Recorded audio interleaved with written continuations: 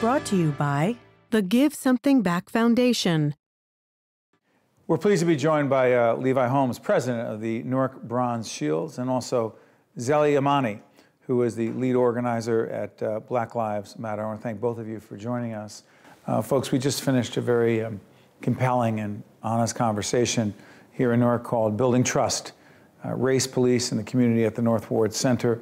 And both of you were part of a 12-person panel discussion. Zellie, let me ask you, your biggest takeaway from that discussion wasn't unanimity, there wasn't agreement across the board, but people put it out there. Right. Your biggest takeaway?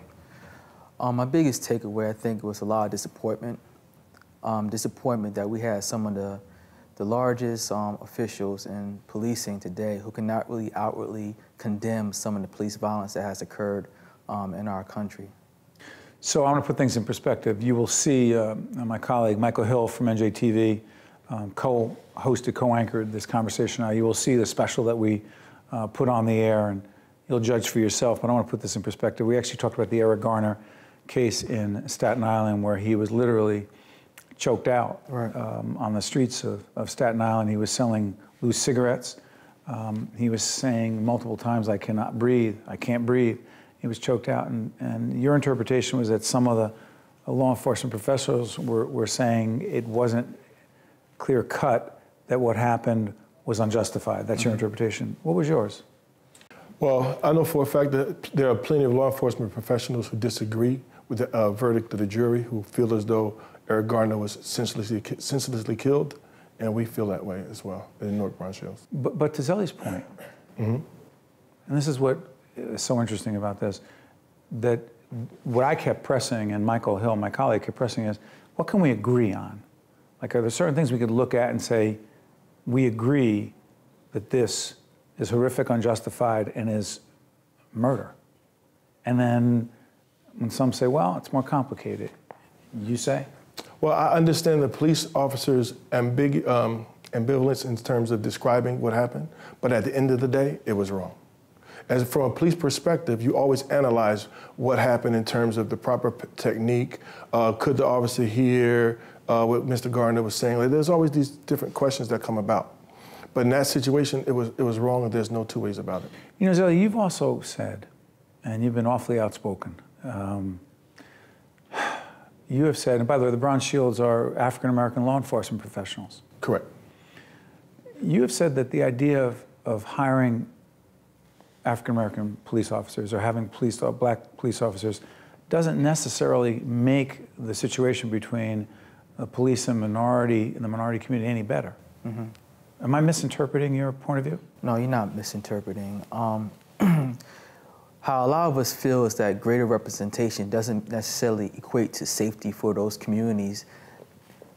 For example, when we had a black president, you know, many of our cities, we have black or Latino mayors or black or Latino city council members. It doesn't necessarily always equate to more resources for those communities or more safety for those communities. What we do realize is that there are black police officers who are involved in a lot of these police-involved shootings. And regardless if it's an officer that's white or black, the system will still protect them the same. But respectfully, Levi, tell folks who are watching right now the story you told the panel as to why you became a police officer growing up in the city in the first place. Well, as a young man growing up, I felt as though I was always targeted by the police officers that patrolled the streets. I was a person who was not committing crimes. I wasn't doing anything unlawful. You just happened to be a large young man who happened to be African-American. You believe you were targeted. I definitely was. I was thrown in the back of police cars for looking at a police officer. They'll say, don't eyeball me, grab me, throw me in the back of the police car. I can tell you, as a student at Rutgers University, I'll be driving on the turnpike about 4 or 5 times. I was accused of driving a stolen car. Profiled all day long. My car was totally legal, license plate's good, no broken windows, no broken locks, and I was pulled over repeatedly and accused of driving a stolen car. So why become a cop? Well, I met a police officer one day, an off-duty police officer who was working a part-time job, and we got to know each other. He told me I should become a police officer. Well, I let him know about my disagreement with the way police treated me in the past and how I had a disdain for police officers. He explained to me that I should become a police officer one day, and maybe I could have an impact on the police department. Do you believe you have? Oh, absolutely. You believe you're a better police officer and are more sensitive and aware of the kinds of situations that could arise with those who happen to be African-American young men or older men because of your experience?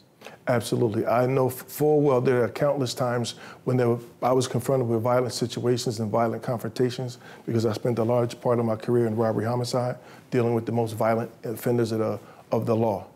And there were plenty of times that we were one-on-one in violent situations and I did not shoot because I got to understand that even though these people had weapons and they were aggressive and upset, that they were not upset at me and they really did not want to harm me personally. Zellie, talk to him. Yeah, I definitely feel that those are situations where the police officer always makes like the right decision, but we're always talking about this particular system that has an enormous amount of power, right? And this power normally goes unchecked.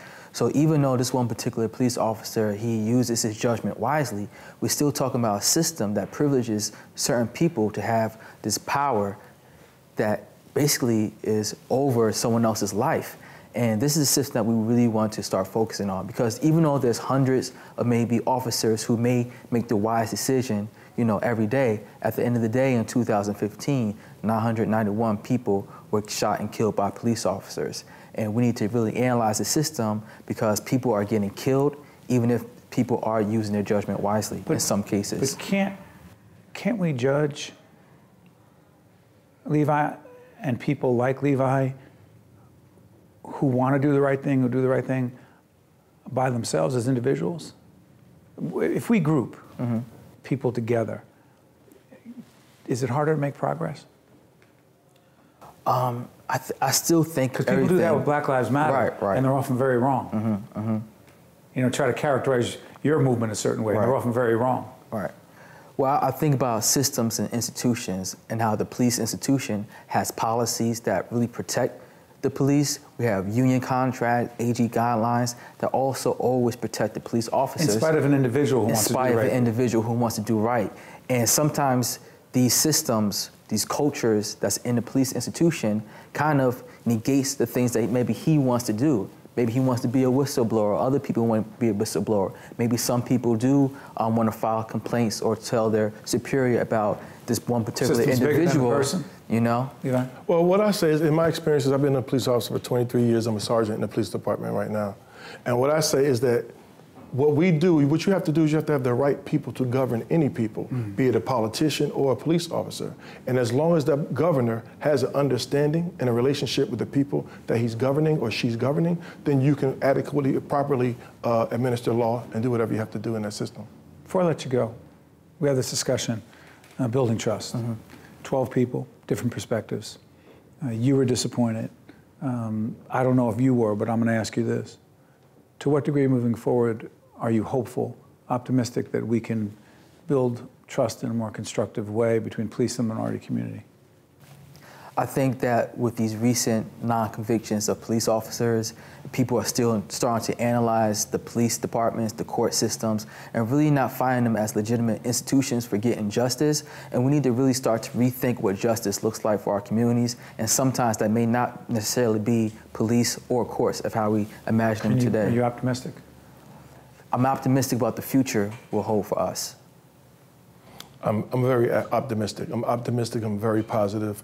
I'm a part of the change. I'm a part of what's going on. I feel as though my organization and organizations like mine are doing wonderful things to bridge the gap and to have a positive relationship between the police and the community. And one thing to Zellie's point is that one thing that we do in our organizations is we push people to become involved in the judicial process. You must, when they call you for jury duty, you must answer. You must respond and participate so you can make the proper decision one day. One of the reasons we can hopefully be optimistic is because of people like you, both of you, who are part of this conversation, and more importantly, a solution. Can't thank you enough. Thank you. No, thank you. Thank you. Hi, I'm Mayor Albert Kelly. The Give Something Back Foundation recently awarded 23 ninth graders at Bridgeton High School with full college scholarships. These financially challenged young people could have otherwise never afforded college. By mentoring these students through high school, then providing full college scholarships, the Give Something Back Foundation has removed the barriers that prevent them from earning diplomas, helping to break the cycle of poverty. This gift transforms lives, and it transforms our community. Also brought to you by NJM, Horizon Blue Cross Blue Shield of New Jersey, and by Seton Hall University.